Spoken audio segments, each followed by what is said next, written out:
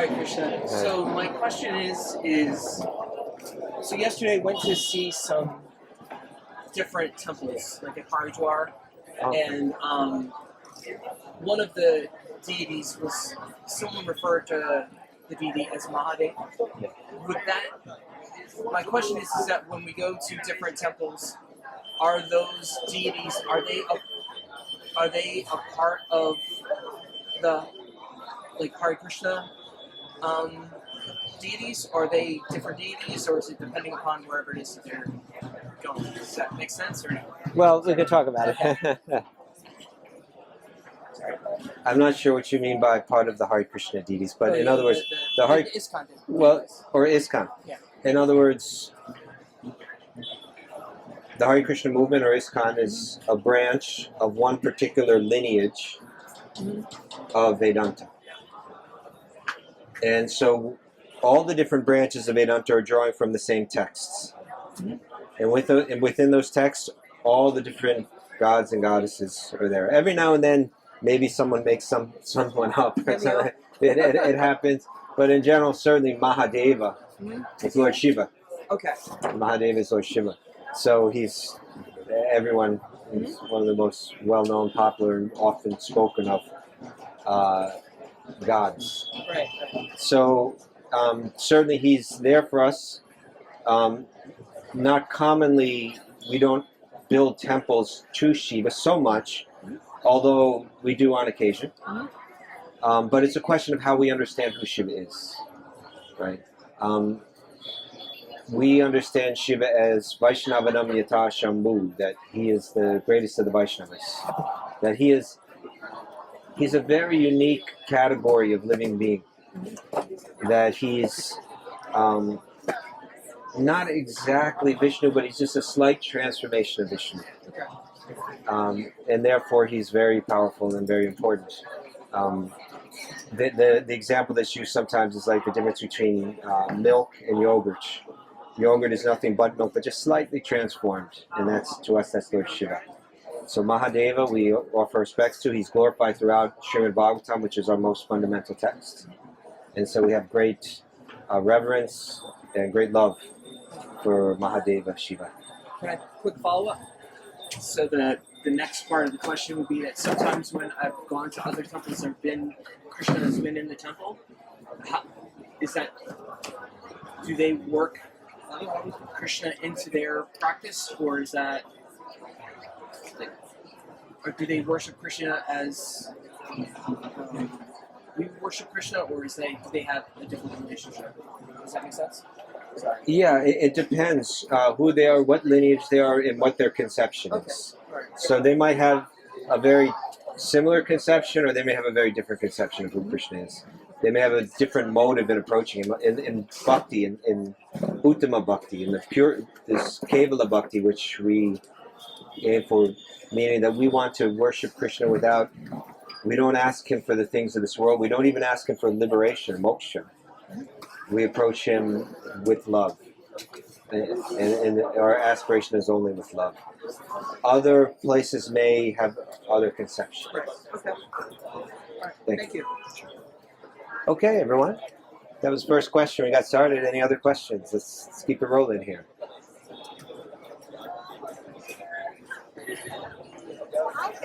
Yes.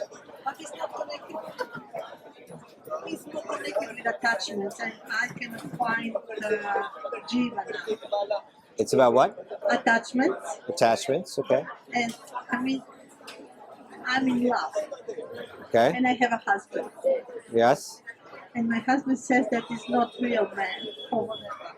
I'm sorry? He's not real person. Okay. Okay. But I know it's not proper. And I promise my husband, and I love my husband. But I just put an attachment to this man, and because he's a celebrity. Maybe it's not real. I don't know. It's horrible. I know it's horrible. But I have such a strong attachment. But is it bad? I still love my husband. I'm not doing anything to this person. Nothing. I just want, hello, how are you? What did you eat? How are you doing? And that's it. Nothing more than that. Is this that bad attachment? Because I'm married 26 years with this. My lovely husband is greatest than angel. I don't know. That's the best thing that I got in my life. Yeah. And I don't know how to stop this attachment. And because today is his birthday, I just want to say happy birthday. I don't have my phone, and my husband somehow he gave me the phone, and he saw that it's okay. I will start crying now. I will have to stop. You know, the mind works in crazy ways. So I'm sure it's not a very significant or important thing, but sometimes we get a little caught up in something that has no real meaning. So you go within yourself, and you can let go. You just let go. It won't help you. It won't serve you. It's all illusion. It has no meaning. So don't allow yourself to feel some kind of tension within yourself. Just let it go. Stand back. Look at your mind. Understand this is ridiculous programming, and let it go. Be strong. Don't be weak. I'm weak. No. Be strong.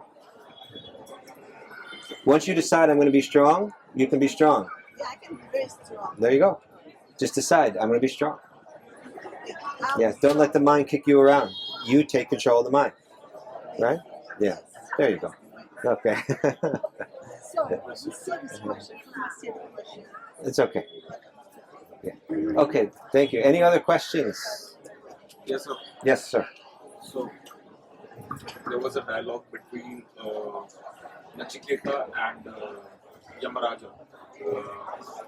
So, Nachiketa went for a meditation for quite a while. A little. And Nachiketa went for a meditation for a long time. Okay. Then Yamaraja came over there. And Yamaraja, Nachiketa asked him what happens after death. So, Yamaraja classified him something that mind is senses, mind is bigger than senses, Atma is bigger than mind, unmanifested is bigger than Atma. What is bigger than Atma? Unmanifested. Okay. Yes, and bigger than unmanifested is Purush, consciousness. So I was just asking, what is unmanifested? So this is a conversation that takes place in the Upanishads, I believe, that you're discussing, right? Yeah. So I'm not a real scholar of Upanishads, but the Upanishads, they speak in a cryptic way. You understand cryptic? Cryptic means a little hard to understand.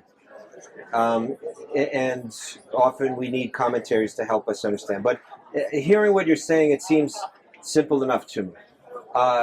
Different people may, when something's cryptic, people can analyze it or interpret it in various ways. But the way that you laid that out sounds to me it's very consistent with the presentation that you'll find in Bhagavad Gita, the presentation you'll find in Srimad Bhagavatam. And so you said, and you were using the word bigger, but my in different translations will translate certain words. It would seem to me like greater would be the maybe easier to understand. And so you said that, was it the mind is greater, the mind greater than the senses. So you have the senses, it's kind of creating a ladder, a hierarchy. You have the senses, greater than the senses is the mind. Greater than the mind is the Atma, the self. Greater than the self is the unmanifested. Greater than the unmanifested is the Purusha. Okay, so Purusha means person. Right, so we hear about the Adi Purusha.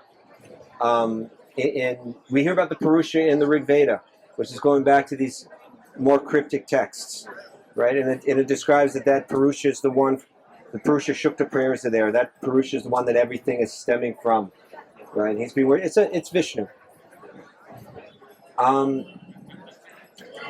When we go to the texts that Srila Vyasadeva composed to make things more clear, speak less cryptic and more plain, we find out who the Purusha is. In Bhagavad Gita, Krishna is saying, I am the Purushottama, the greatest of all Purushas. Right? Because in one sense, we're all Purusha, but when we're chanting the Purusha Shukta prayers, it's not any Purusha, it's the Purushottama, it's the greatest of all persons. So in the 15th chapter of Bhagavad Gita, Krishna is saying, I am the Purushottama, the great Purusha, the ultimate Purusha. When we open up Srimad Bhagavatam, the very first verse we're going to hear is going to speak in the same language as the Purusha Shukta prayers. And it's going to indicate that Om Namo Bhagavate Vasudevaya, I offer my respects unto Krishna, the son of Vasudeva. And then it begins to speak of him as the Purusha. Right? He is that original Purusha. He is that one that everything emanates from, and so on. So you get a clear indication. So then what is the unmanifested? The unmanifested is the non-personal Brahman manifestation that comes from the form of Krishna. That, for instance, if you go to the 14th chapter of the Bhagavad Gita, it talks about the modes of material nature, the gunas. And then when it comes to the end of the chapter, Arjuna says, how does one overcome the gunas? How does one become free of their influence? And Krishna describes what it looks like, that it's this Brahman platform of realization. He says, by serving me, you will attain that Brahman platform. And he says that, excuse me? Hello? Please, thank you. No problem at all. It's just a little hard to concentrate. Thank you. No problem at all. No problem. So 14th chapter talks about the modes of material nature. Achieving Brahma Bhuta, the Brahman realization, means understanding that unmanifested, non-personal oneness that is an energy of Krishna. Like I can classify like senses, I can classify a mind, I can make a difference, I can state a difference between Atma and mind and senses, but the unmanifested was... So then Krishna says, how do you achieve that state of Brahma Bhuta platform? He says, you serve me through bhakti. Okay? What is it again? Through bhakti. Mam cha vyabhicharyena bhakti yogena sevate sagunan samatitaitan brahma bhuyaya kalpate. That by serving me, bhakti yogena sevate, serving me through bhakti, with love, then you immediately come to the Brahma Bhuta platform. You understand the unmanifest. Everything that you understand by connecting with that non-manifest energy, you understand. I'm not this body. All these identities that I'm adopting are not true. I am eternal. I am spirit. All of this, you get that. Why do you get that? By serving Krishna. That would be a question. Next verse, Brahmano hi pratishtaham. Because I am the basis of that non-personal Brahman energy. So there's an energy that emanates from the body of Krishna, the Brahma Jyoti, divine light. Right? The Atma can connect with that energy, can enter that energy, and feel a deep sense of peace. And for many yogis, they think that's the goal, to transcend the modes of material nature, transcend their influence, and enter into that oneness, and feel that oneness. But Krishna is saying, greater... And Upanishads are saying, Bhagavad Gita is saying, Srimad Bhagavatam are all saying, beyond that there's a Purusha. There's a Purusha from whom that energy emanates. And that person is Krishna. So how long do we have to do bhakti to reach unmanifested? Mamcha bhyavicharyena bhakti yogena sevate. That if one does it, one can immediately rise to that platform. But you have to fully serve Krishna fully, not holding back, not hanging on to the mundane, hanging on to the material energy. You have to entirely let go and fully give the heart, and then it could happen like that. Otherwise, you may spend a lifetime or many lifetimes. Yeah. So it can happen in an instant? It's very possible, yeah. But don't count on that. Be prepared to give your life to it. Be prepared to be very determined and very enthusiastic but also patient. Utsaha nishchaya dharya tat tat karma pravartana. Utsaha, with enthusiasm, determination, nichya and dharya, at the same time, patience. We've many lifetimes we've been conditioning our mind in other ways. So if we can do it in one lifetime, that's a very short amount of time. And we can feel ourselves progressing, and it's very satisfying. Thank you. Thank you very much. Other questions? In the back. Bearded gentleman back there. Okay. Anyone else? Oh yes, Vikramji.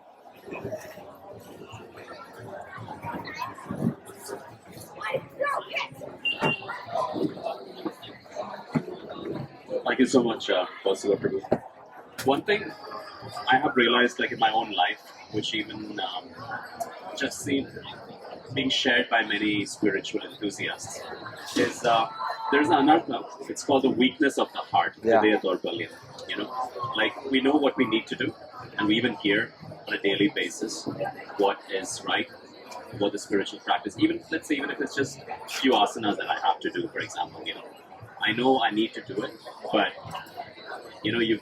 there's that weakness of the heart. Like you don't feel enough maybe determination, you can say, but it has a whole different term in Nectar of Devotion. Yeah. So how can one remove that, or what can one do to remove the weakness of the heart? Yeah. Also spoken about in Madhurya Kandumbini, that we know what we're supposed to do, and then it's right in front of us, and the moment comes and we have this weakness. They're similar to what I was just saying a moment ago, but sometimes we need to look at our own self and feel just a bit,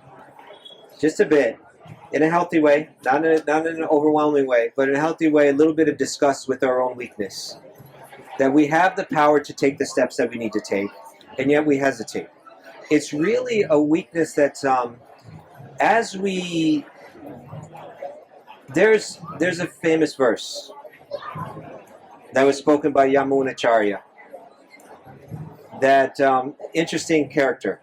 He was a king. And before he became a king, he was quite the Krishna devotee Vishnu. And then when he became king, he lost touch with that. And it's not so hard to imagine, because like the king of his time is kind of the rock star of our time.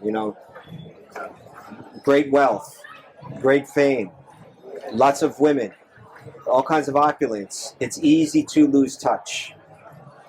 And he did lose touch. And there was one sadhu who wanted to reach out and help him. But he had no access to him because he's a king and he's behind closed doors, and how am I going to have the opportunity to speak with him? So he came up with a strategy. Would you like to know what that strategy is?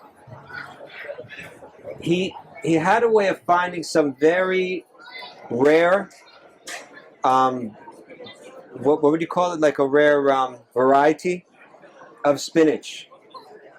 Really high quality. Delicious and nutritious.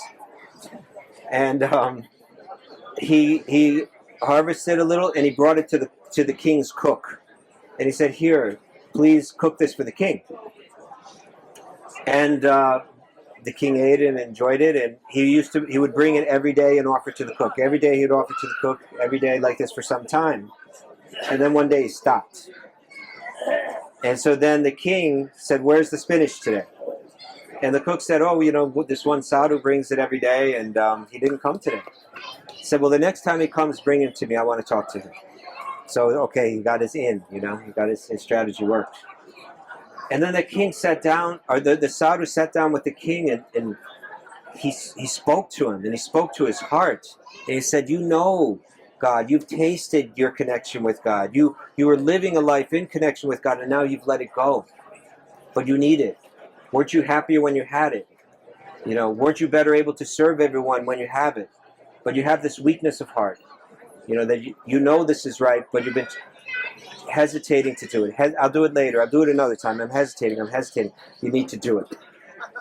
And so Yamunacharya took heart from that, and then he gave his life fully again. I must do it. You hit that stage. Then he said this prayer.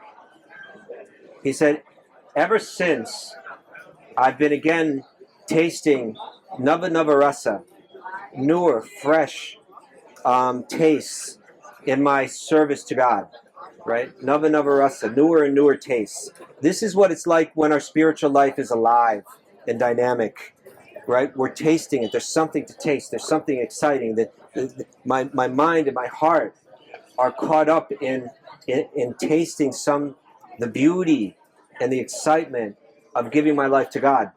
That's when our spiritual life is alive and dynamic. And so once he was tasting that again, he said, I look back, and we need to be careful how we interpret this. He said, I look back at when I was engaged in illicit sex, right? And he said, and my lip curls, and I spit at the thought. Now, we need to understand that carefully. He wasn't saying that there's something bad about sex, exactly. But what he was saying was the way that I was engaged in it. The way that I was engaged with it was like it was like I was playing a role that wasn't me at all. It was like I was taking Krishna's energy and pretending like I was him when it's not my energy. It's like Ravana tried to take Sita from Ram, right? Sita didn't belong to him, and he tried to take her. It's like he felt like I'm trying to take Sita from Ram, right? That Krishna, he can have unlimited lovers because every one of those lovers is his own energy that's coming from him. Like when we create something in a way, in our own little way, which ultimately all the energy that we use is always Krishna's energy anyway, but in one sense, when you create something, it's your property, right? And if someone else takes that, then they're a thief, right? And so he was thinking, I have been acting as if I am Ishvaraham, Aham Bogi, as if I'm the central enjoyer and controller of the universe. And doing it in such an illicit and he just felt disgust with himself. That's why his lip curled and he spit at the thought. So it's that a little bit of that kind of introspection can be a powerful impetus to change. I can't take living like this anymore. I can't stand it anymore. I can't do it anymore. I must change. And I think some nights ago I shared I had an experience like that once where I was a new monk, new brahmachari, and I was with a few other kind of new brahmacharis. I remember once we were just jabbering away, talking away, chattering away, just about silly things that serious spiritual people don't waste their time thinking and talking about. Just being silly and laughing, blah, blah, blah, blah, blah. And I remember one senior devotee kind of looked over at us. It's like, I don't want to hear this kind of chatter. This is a temple. We're serious practitioners here. We come here to escape all of that kind of stuff. And he kind of said it. It it planted a seed in me. And then later, I don't remember how long, but I don't know how seriously I took it when he first said it, but it did touch me in a way. And then later I caught myself speaking like that. I heard myself speaking like that, and I didn't like what I was hearing. I didn't like what I was hearing. And then I just said, I can't do this anymore. I can't do this anymore. I can't take this anymore. I can't live like this anymore. I've got to stop. And then we overcome that weakness of the heart. We have to be in the sangha of people that have that strength. That'll plant a seed in us. And then we have to look at ourselves, honestly look at ourselves. It's not like some kind of self-loathing exactly, but it's kind of like an honest assessment of where we're at and with the desire to be better. I want to be a better person. I want to be a better yogi. I want to be a better devotee. And why am I wasting time? Let me start now so we can get that strength. Thank you. It's a good question. Other questions? We have a large group now. Sometimes people are saying maybe my question isn't good enough. No, we want to hear your question. Yes. Your name, please? My name is Darlene. Darlene. My question is, what is the relationship or how Shiva is related to Krishna? Because I heard so many different stories, so I would like to have a clarity, like, yeah.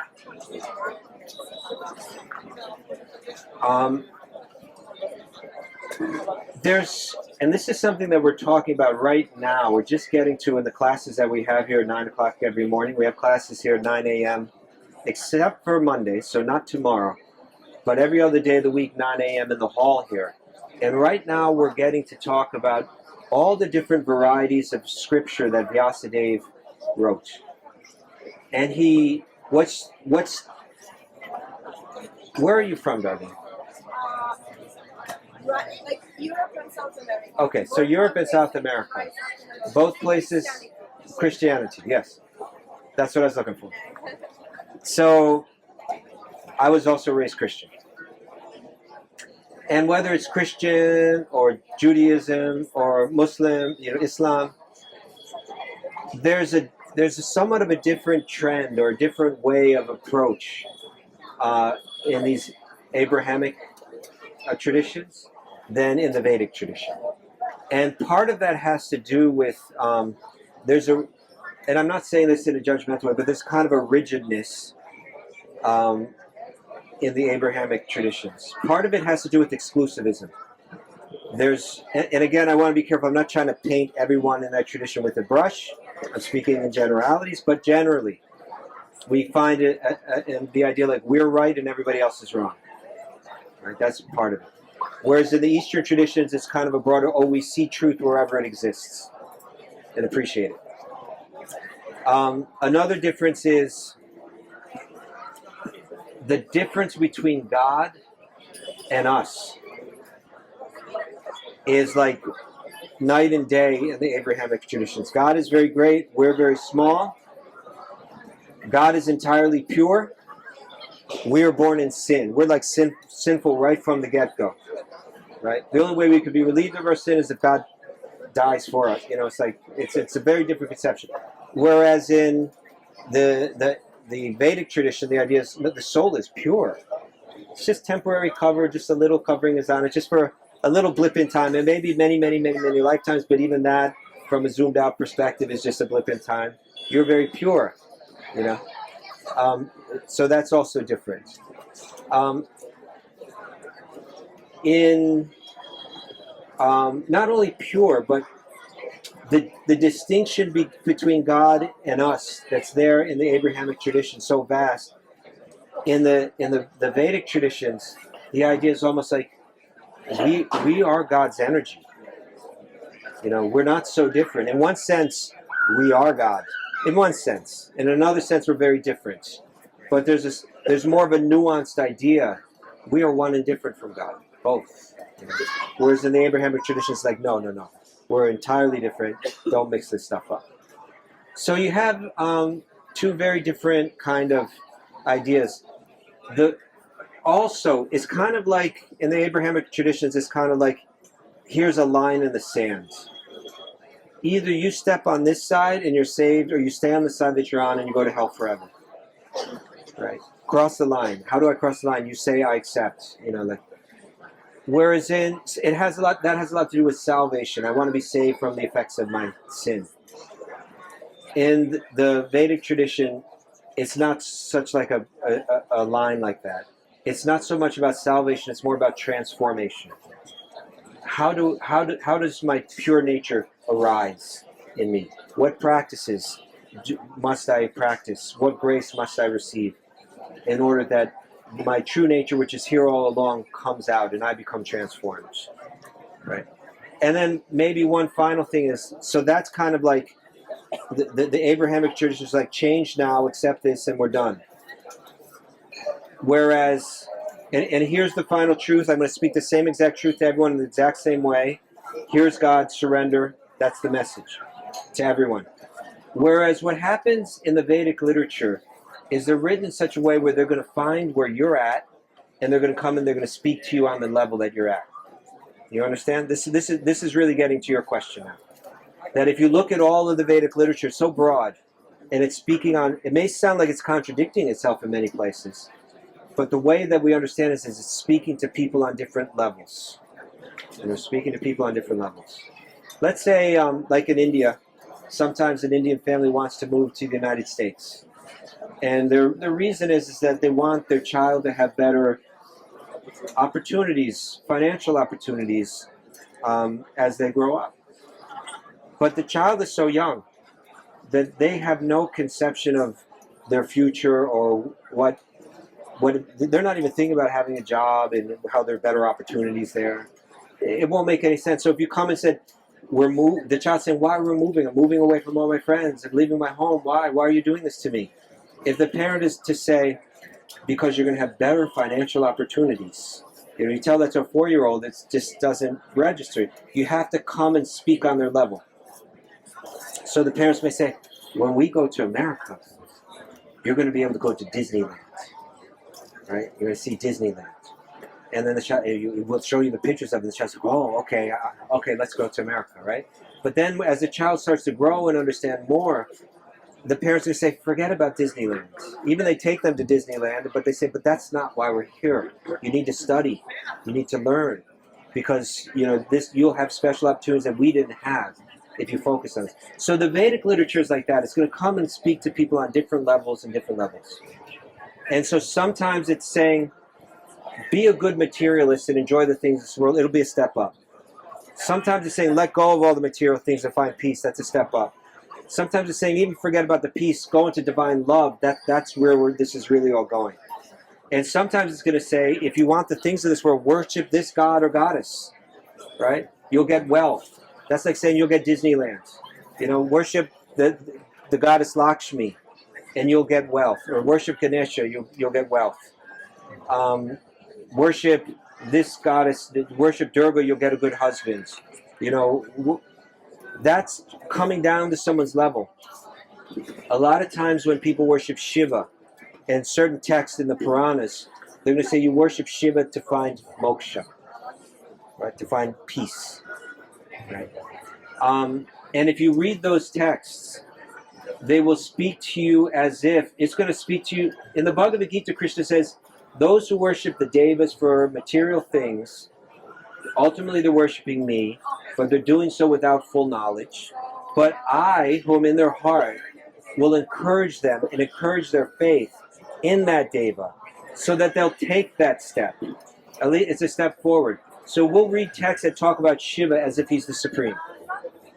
But when Vyas wanted to clarify everything, he said Krishna supreme. But we understand Shiva as, again, Vaishnavanam Yata Shambhu. The greatest of all Vaishnavas is Shiva. The greatest of the worshippers of Vishnu or Krishna is Shiva.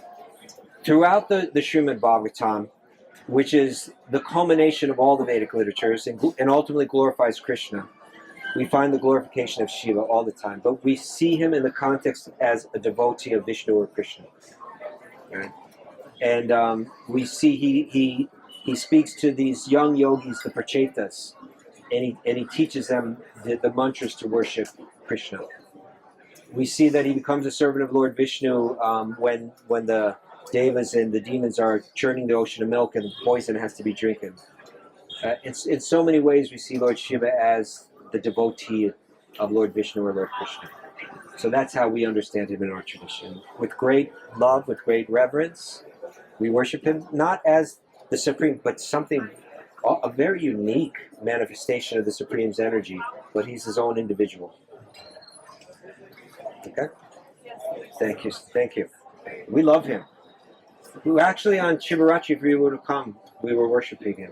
Very beautifully, yeah. Thank you. Other questions?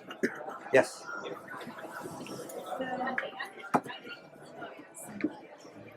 Thank you. I wanted to know why did Shri Krishna created this material world which is full of suffering, because after all we could be all liberated in the spiritual world. There will be no suffering, no shadow. Yeah. Did you say there'd be no shadow? Yeah, shadow. In other words, you're saying that the world that we're living in a sense is a shadow. Yeah. Sometimes called reflection, sometimes called shadow. Same idea. That there's an original form, and then there's another form that's based off the original form. Like there cannot be a shadow unless there's an object that the shadow is that's creating the shadow, right? Like for instance, right now there's the shadow of this cable on the ground, right? But without the cable, there would be no shadow. The real form has to exist first, and then the shadow follows that. And so, in the reason this world exists, which is a shadow, is because there was a desire. We had some desire to experience life as if we were independent of God. But by ontologically, by nature, we're related to God and dependent on God. So if we want to experience independence from God, reality does not facilitate it. So there has to be shadow, reflection, virtual reality. There has to be a realm which is the shadow realm wherein we pursue that. And sometimes the example I've been sharing here is if a child sees his father driving a car, then the child may have a desire, I want to drive the car. And because reality can't facilitate that desire, but that desire is there, then the father provides a toy car. What is a toy car? It's a shadow of a real car. It's a reflection of a real car. Without a real car existing first, there's no such thing as a toy car. And because of the desire is there to drive the car within a person that can't drive a car, then the shadow is created and he tries to enjoy that car. Okay? But why the suffering? Then that's the question. I think that gets to the heart of your question. Why is there suffering in the shadow? Am I correct? Yeah. Because we would never turn back if we didn't suffer in some way. Right? So therefore, within the shadow, there's an energy, there's a force, there's a power called the law of karma. And what that does is it means within the shadow world, every action that we do has consequences. The actions that we do that are in harmony with our nature, which is devotional and loving, which is manifest through qualities like kindness and compassion and etc., generosity, etc. When we behave in harmony with that, then the law of karma provides reciprocation with that in different forms of prosperity or pleasure. And when we act removed from that, when we act in a way that's out of harmony with that, then the law of karma functions in a way to rectify that behavior through some punishment or some experience of pain. Just like we see a loving parent will correct a child with some type of punishment. That's ultimately a loving, it's an expression of love to try to rectify not only the behavior but the consciousness of the child. Therefore we suffer. Right? This is how the sages explain it. Does that make sense? Okay. Thank you. It means we have this desire, the soul has the desire. Sorry. It means that the soul has inside this desire to enjoy. To enjoy the experience of independence, right? There's no ontologically greater being than me. There's no one that I'm report to. There's no one who's established a morality above me that I must conform to. I'm free. Something like that. Yeah. But we think we're free, but actually we've entered into a virtual reality that's a trap. Yeah. So it's, in one sense, it's our playground, and in another sense, it's our prison, or the penal system, the correcting, reformatory process for us. Thank you. Yes, please. Thank you. I think the question was also, why are we not all Nitya Siddhas instead of Nitya Bhaktas?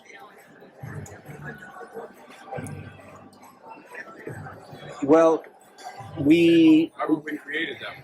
why weren't we? The simple answer to that is because love is dependent on free will. But we see that Krishna has created different types of living entities, right?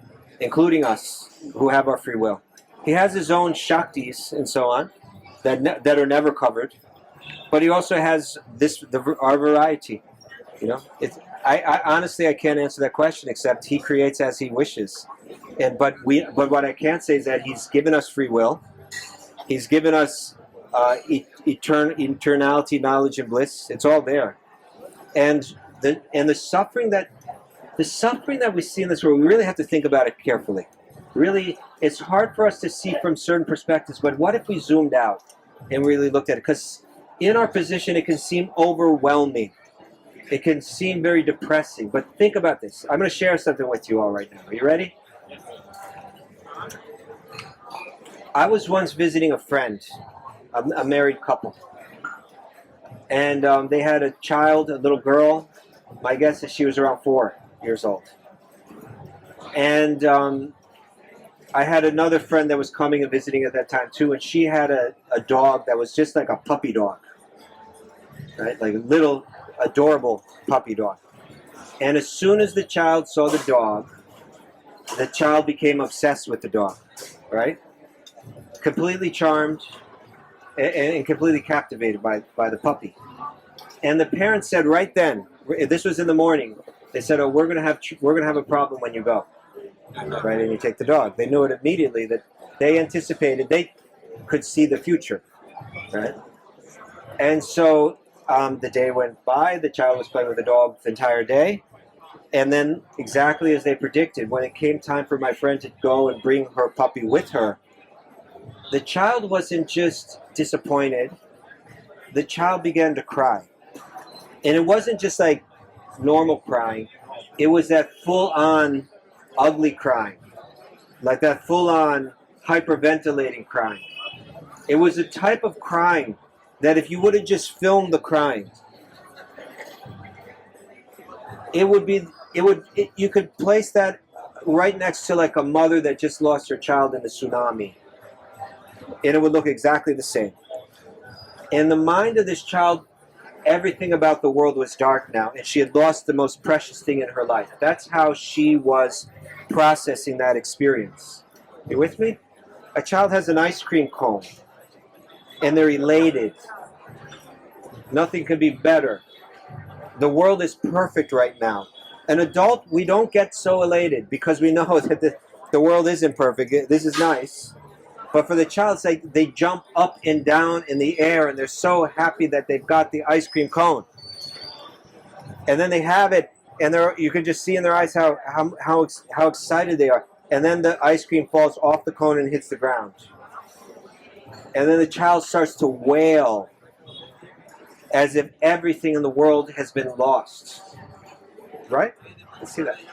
Now the parent looks at the child, and the parent loves the child. The parent wants nothing but happiness for the child. And the parent is witnessing the child suffering intensely and wailing. And even though the parent loves the child so much, from their perspective, they can't help but laugh just a little. Isn't it true? It's like, oh, come on, it's not so bad, right? Because the parent realizes what the child doesn't realize. The parent has a perspective that the child doesn't have. And the parent knows that nothing's really been lost at all. We can replace this ice cream in a second. The parent knows that in a moment, this suffering is going to be gone and the child's going to be back to its normal state of awareness. Now think about this carefully. Is it possible that our own suffering in this world can be viewed from another perspective? Is it possible that when we're suffering in this world, we're feeling a sense of loss, that we've really lost nothing? You know?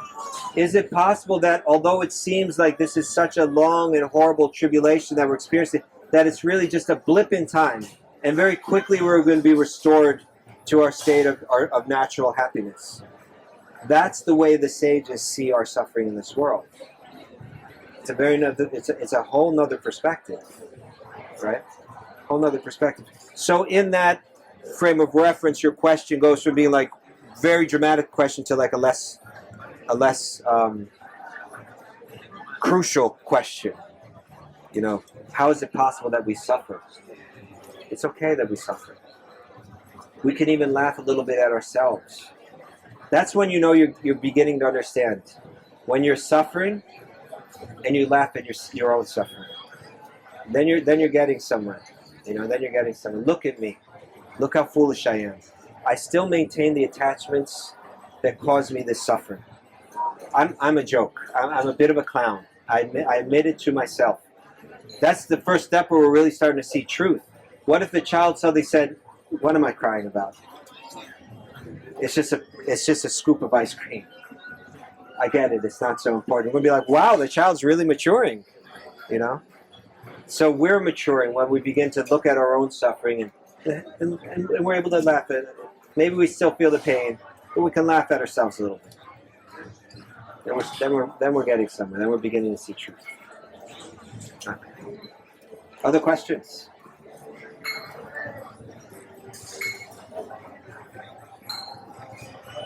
I can wait here patiently, but it does create an awkward silence. Yes, Darlene. Actually, I want to complete the question that she was mentioning about like why there's suffering in this earth, and you explain it like as the desire of our soul is to experience individual, like to be Independence. Independency. So that's why this world was created, and that's why we are here to experience this. But like, so as the soul is pure, how the soul would like to separate from that and experience that? Is that clear? It's very clear. It is incredibly clear, because this is a question. Because you see, even within our own lineage, these things are debated quite a bit, and this is the question. You see, but the great sages, when they speak about this, they say, "What is the term?" They say you will understand this when your own awareness enters into what they call chit samadhi. Okay, in other words, it's going to be something. There are going to be certain. I personally find it disappointing or dissatisfying when I hear Eastern philosophy spoken in a way that's incredibly vague. Right? Like sometimes they'll just say, "This world is real and unreal." Well, how? And then they'll just say something even more vague, and then something more vague on top of that, and I'm supposed to sit here and say, "Oh, wow, that's so deep. I don't understand at all what you're talking about." Right? So Nietzsche said, he had this phrase, "They muddy the waters in order to make them seem deep." Right? If I had some water and it's very shallow, but I made it muddy, as far I'm looking at it, for all I know, it's very deep. And so sometimes philosophers speak in muddy ways. They speak in vague ways to make their philosophy seem deep. One thing that I appreciate about the philosophy of Bhagavad Gita, Srimad Bhagavatam, and the Vaishnava presentation, the Krishna Bhakti presentation, is that it's not so vague. It's actually, it really, how is the world real and illusion? It's real and illusion, like reflection is real and illusion. Real in one sense, and we can go right into it and go into depth. It's not going to have us just kind of like, sometimes maybe we even lie to ourselves a little because we think, "Oh, I must not get it. Okay, it's very deep." No, we should question it and try to penetrate it. And this philosophy will help us understand a massive, an incredibly wide range of reality, from the material realm all the way up to the spiritual realm. But there will be some things that will be difficult for us to understand due to our limited perspective. And due to dimensions that are not open to us right now. Like, for instance, if we lived in a two-dimensional world, everything was flat, then we could say, "Meet me at this point," and we would give two what do they call that? To coordinates. Thank you, coordinates. Right. So you could make the graph, and we could identify the coordinates. So, like in New York City, have you been to New York City before? Okay, so we say meet me on the corner of 5th Avenue and 42nd Street. That's the coordinate, or the coordinates. But then if we said meet me on the 11th floor of the building, if all I know is 2 dimensions, then that's meaningless to me. I just don't know how to process that information. And so the yogis are saying that there are dimensions that are somewhat beyond us. Like, for instance, there's a realm in which there's no time, wherein there's no destructive element of time. So that's something that's very difficult for us to conceive of. It can be very challenging. And so some things they say, you will understand that when you're in Chit Samadhi. When you're there, then it'll make sense. And until you're there, we have a faith that's built on so much solid explanation that we say, okay, I'll wait to be able to really understand that. Is that okay? Sorry, I can't give you more. But what we do know is that love requires free will. Right? Love requires free will. Right? There's no love without free will. And so we're granted this free will to engage it in any way that we want. And we also know that sometimes we do stupid things. Is that true? Sometimes we do stupid things that don't make a lot of sense. So that may also be part of it. Yeah. Thank you. Other questions? How are we doing out there? Joshua. Thanks, brother. I love that you touched on a sense of humor. Okay. So when you saw me a few days ago when I first arrived, I was in a really dark space. Okay. And all of this was just way overwhelming. Yeah. And I finally, last night, I had a chance to just laugh at my dilemma, my high-class problem. Uh-huh. The flat tire on the Jaguar kind of thing. And then guilt came in of, and I know it's from like this old Catholic upbringing of, you're not taking this serious enough, and hell's a tough crowd. And so I thought, is there anything written about having that sense of humor and lightness? And, it's an odd question, but it brought so much relief to be able to do that, to laugh at myself. I take this very serious. I'm new to this stuff. It's a lot, and I feel like the cards are kind of stacked against us. It's just the bar's pretty high, and it was just so overwhelming. But then that snapped, and I was able to laugh. And I thought, is there anything written about that, or your own experience with that and the healing of that? Yeah. I do find as I get older, I'm laughing at myself more and more. I'll say this. If we look at comedy, look at almost any comedy. Okay, just look at almost any comedy. And almost always what makes us laugh is there's a person that's trying to arrange things in a way where their world will work for their happiness and pleasure. And it's not working. Right? Almost always when we laugh, that's what's happening. Just look into almost all comedy. There's someone that's trying to arrange the world in a way. They're working really hard to do it. They're trying to set it up so that now they finally think they got to figure it out, and then it backfires. Comedy is almost always that. Just look at it, you'll see. And so we end up in our own comedy. And when we start to see it, look at me working so hard to try to set something up so that I can make a perfect setting in an imperfect world. When we realize it, we laugh at it and we let it go. There's one story that a devotee shared. He was the personal servant of Bhaktivedanta Swami Prabhupada. And so Prabhupada was an older man. He was, at this time, he was probably about 80 years old. When you get old, in this in India and in the Ayurvedic tradition, all that, like it's hard to do asana when you're that old, and it's kind of what your body needs to keep everything. But instead of asana, you do massage, and massage is kind of a way where it's like asana is done to your body, So every day he would receive massage, and one day he was receiving a massage on a balcony of a building, the kind of a veranda. And his servant was massaging his body, and very near his head was like a hole in the wall, some kind of little cranny or some kind of hole. And there was a bird that was flying off and getting like some nesting material and then putting it right in there and making a lot of noise. It was a little disturbing.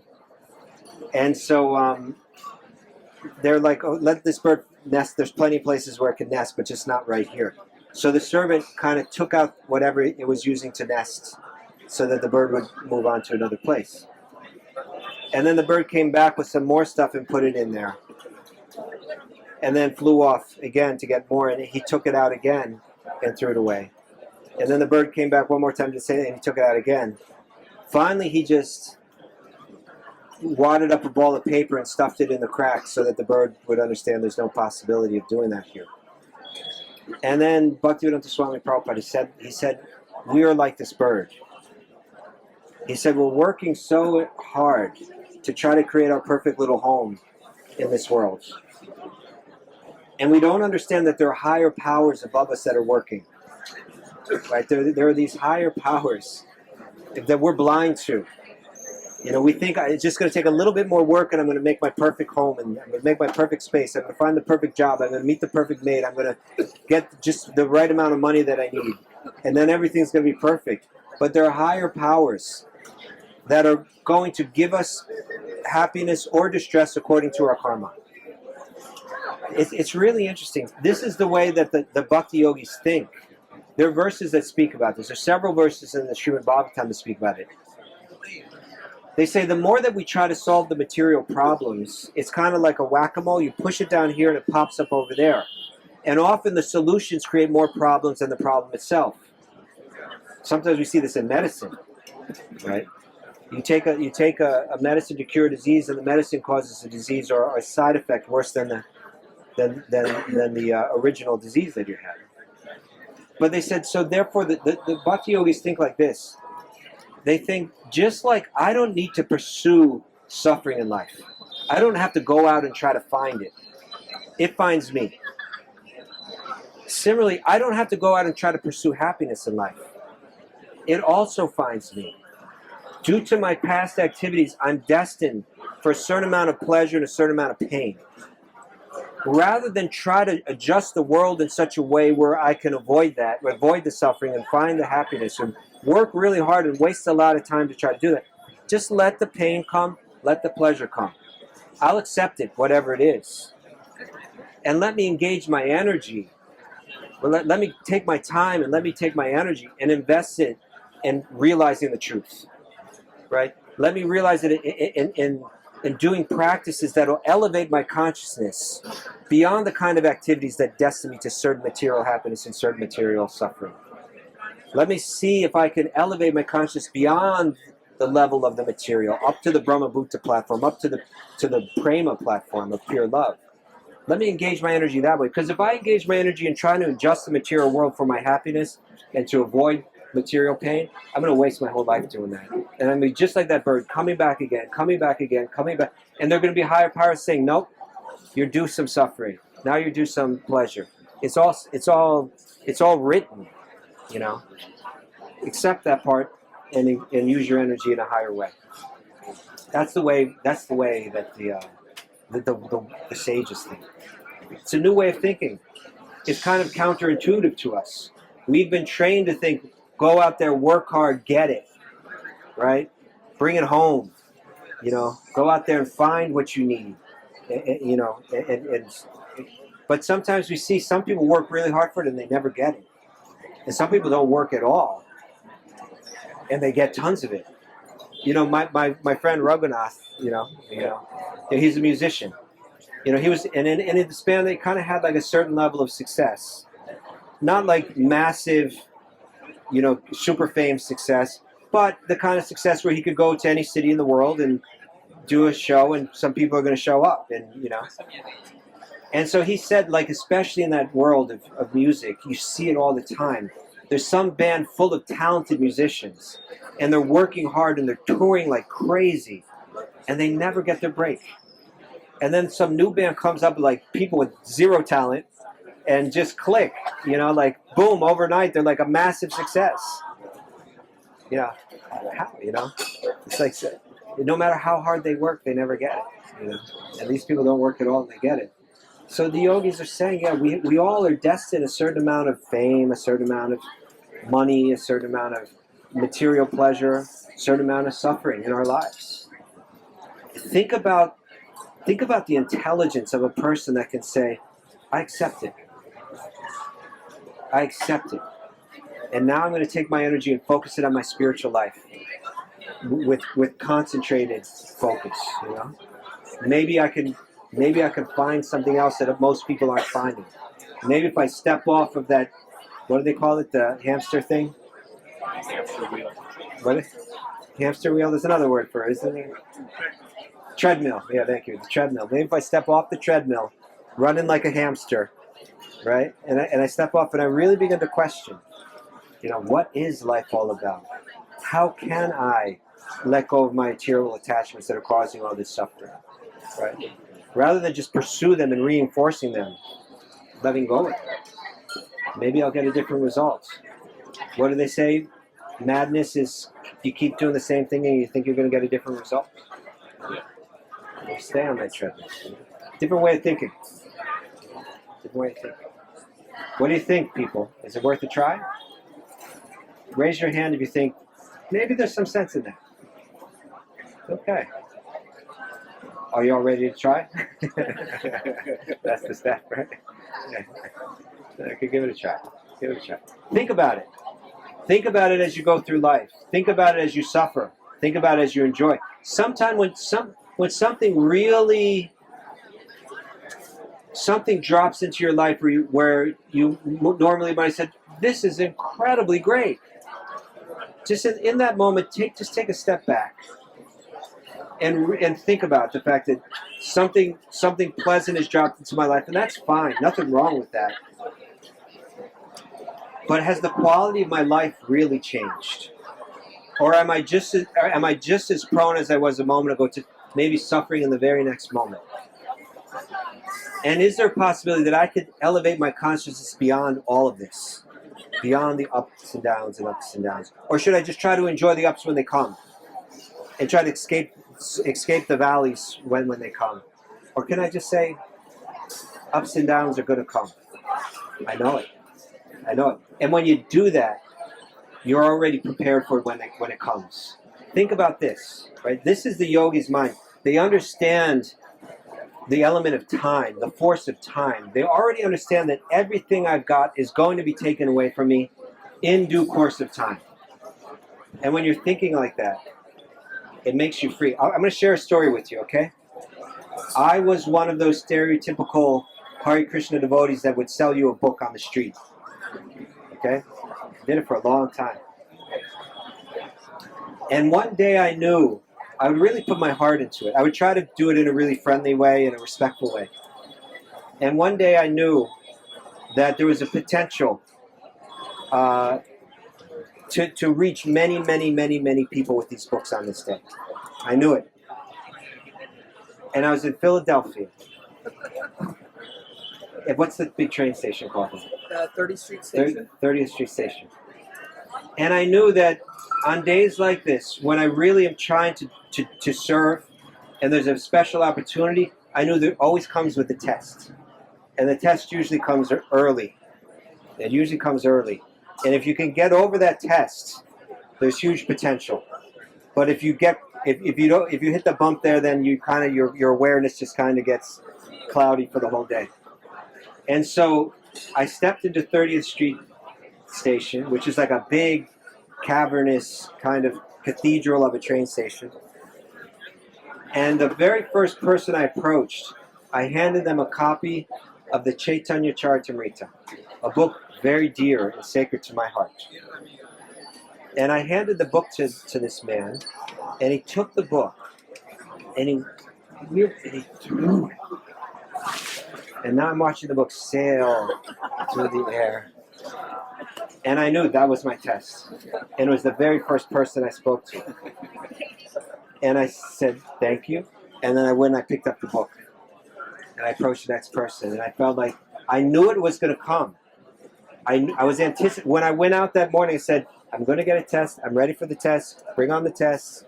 And the first person. And so because I was prepared, because I knew it was coming, I was fully prepared, and it didn't rock me at all. Right? And so similarly, the yogis know, Bhagavad Gita 6:20 through 23. The yogis know that this is how the material world works. It goes up and it goes down. They know that this is how the element of time works. It takes everything away. No matter how hard we work to acquire it or reinforce it, it's going to be taken away relatively quickly. But when we know it deep, when we realize it, then when it happens, we're not shaken by it. This describes that state of consciousness. That this perfection is characterized by one's ability to see the self by the pure mind and to relish and rejoice in the self. In that joyous state, one is situated in boundless transcendental happiness, realized through transcendental senses. Established thus, one never departs from the truth. And upon gaining this, they think there's no greater gain. Being situated in such a position, one is never shaken, even in the midst of the greatest difficulty. Even in the midst of the greatest difficulty, I'm not shaken because I know that this is how the material world works. I've already adapted my mind to the changes of this world, to the loss that will come in this world. And then so as it's happening to me, I can transcend it. I know people that have had cancer eating away at their body, that have had their leg amputated, that have been completely emaciated and having a body in extreme pain, and they're crying tears of joy with huge smile on their face and speaking these words, that life just doesn't get any better than this. Right? I know a man, right? He passed away from the cancer. He had his leg amputated. They found that he had a super aggressive form of cancer in his foot. And they said, you need to amputate the foot. And he said, well, I've tried to give my entire life to God, my body to God, my words to God, my mind to God. I see my body as the property of God. If in order to continue my service you have to take the foot, then take the foot. So they amputated his foot. And then they found that actually it was a very aggressive form. It had gone up his leg. They amputated the leg. Then they found it had taken over his whole body. It was, and there was all you could do at this point is try to prolong the life by lots of treatments. He said, I'll forego the treatments. I'll accept now that it's my destiny to leave this body soon. I tried to be an example of how to give one's life in service of God and how to live for God. And now I try to show the example of how to die for God. And so he went to a farm that's also like a Krishna temple. And he said, anybody that wants to come be with me at this time, they're welcome to come. I saw him at that time. And for me, it was somewhat heart-wrenching because he was a man I knew he was a beautiful man with always had this vitality about him. And now he was emaciated and thin and weak-looking externally, but he was blissful. He was happy. And another friend of mine was with him in his final days.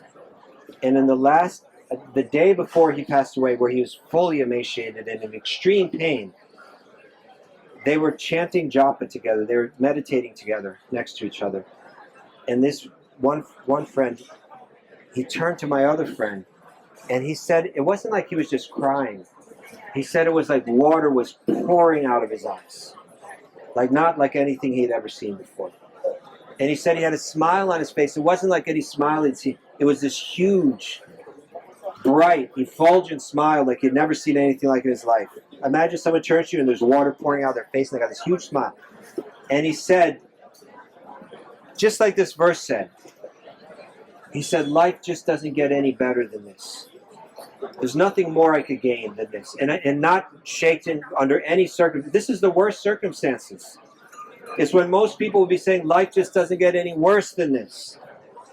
But because he understood that this is the nature of the material energy, and he had absorbed this knowledge and matured this knowledge so deeply within that he had understood it. He had realized it fully within himself. That when this kind of pain, this kind of suffering came, he was above it. He was beyond it. He knew it was going to come, and he wasn't rocked by it. And he was able to tap into his own true nature, the real bliss that is the nature of the soul. And he was crying tears of joy. He had a huge smile, and he could speak those words. Life just doesn't get any better than this, right? We could all pursue that. We could all pursue that state of consciousness, right? Through Bhakti Yoga, right? It just means that we have to make that decision. I'll make this my priority in life, right?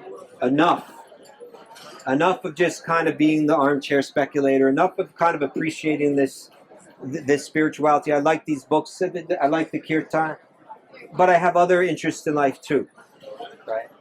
I have other pleasures that I want to explore in life that I think they'll make me happier. Yeah. And do I really have to give up Netflix? And do I really have to, do these things? And but at some point in life we have to say enough, right? Enough. Now I'm yours, God, right? I take my heart and I give it to you, right? I live for you. That's it. And if we do that, then in those last moments we could just be like that man, crying tears of joy and saying life just doesn't get any better than this. It's there for us. We can achieve it. Time? What time? Done. Okay. One last question. Short question. Little question. Yes, sir. How can you be in that state of perpetual bliss that you just mentioned, where you have a huge smile and tears in your eyes of joy, while we're doing our day-to-day job, engaged in day-to-day activities? How can we be in that state of bliss and stay connected to the divine perpetually? Yes. That's a great question. And it's not necessarily that the enlightened being is just constantly going around with a huge smile. That it's not necessarily manifesting like that. Even when we hear about Lord Vishnu, many times in the Puranas we hear the description of Vishnu in his form. And it describes it kind of from toe to head. And certain characteristics are always mentioned. He has got this very bright yellow dhoti. He's got this darkish, beautiful complexion. He's got very beautiful jewelry on. He's got a beautiful limbs. All his limbs are very nicely formed. Very beautiful eyes, like lotus eyes. And then it talks about his smile. It always mentions he has a smile, but it's like it always says he has this mild smile, gentle smile on his face. But it's not that even the enlightened being is always walking around with a smile on their face. But they're always connected, right? They're in this world. The love that we have for God, the prema that we have for when we have the soft heart of the bhakti yogi, when he takes that soft heart, or she takes that soft heart and points it towards God, what's conveyed, what's felt and expressed is called prema, or love, divine love. And when that same heart is turned towards the suffering within this world, the exact same thing manifests as compassion. So the same state of awareness pointed this way is kind of like blissful love, and pointed this way is compassion. And compassion may not be shown with a big smile and like that. Compassion may manifest in a different mood, but because we feel that connection, it's not the suffering of this world. Even if we take on the suffering of another person in this world with the compassion of a bhakti yogi, it's a type of suffering that's not the same as, because our connection is always there. And in what sense we feel our relationship growing with God in that. So even in a certain melancholy, there's a sweetness or bittersweetness. And so in that sense, there's a sweetness in one's entire life. But it may not manifest in giddiness or an external expression of joy. But there's a joy underneath it. There's a meaningful sweetness underneath it, even in the suffering. Okay? Okay. Thank you all so much. Again, we're not here at 9 o'clock tomorrow because it's a Monday.